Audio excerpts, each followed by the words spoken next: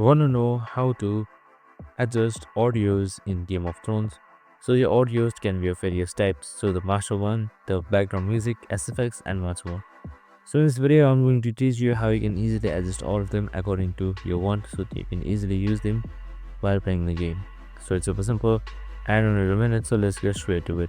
Now, first things first, simply open up your Game of Thrones game. So once you have done that, make sure you are logged in as well. And once you have logged in, on the bottom left side you should be seeing this gear icon right here. This is the settings, so you can just simply select it. So now once you have selected the settings, on the left side you should be seeing various options. So right below video you should be seeing audio right here, so you can just simply select it.